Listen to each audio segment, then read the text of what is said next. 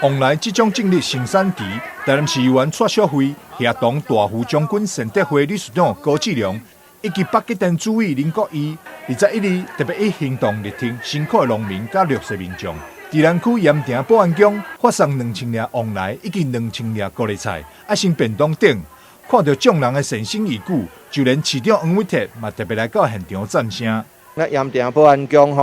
甲大湖将军善德会。因来发放这个一个他们例行性的每个月都有发放便当。第二个，它外加上今天又加上高丽菜跟凤梨，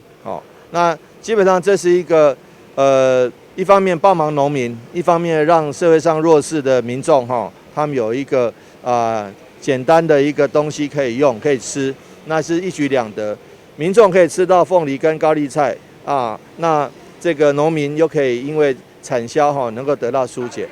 大湖将军善德会伫每个月拢会举办爱心便当发送，这次因为看到农民的困境，所以特别搁加码送出旺来甲高丽菜，互1+1的爱心更大于2。听农民做公益的活动就是来靠着安尼，各位安尼市长、议员、保安总管理委员会以及善德会众志工、众会员，大家出钱出来相挺的。嘛希望咱这边公益的活动，会当互咱大拢徛起来，来挺农民做公益。这个会在21号加码，发了400个便当以外，也挺农民，来加发2000颗的凤梨，2000颗的高丽菜，都是还有矿泉水，都是结合了我们的善心人士地方的民意代表，还有我们高理事长都有发心。让这次的活动以实际的行动来力挺我们的农民。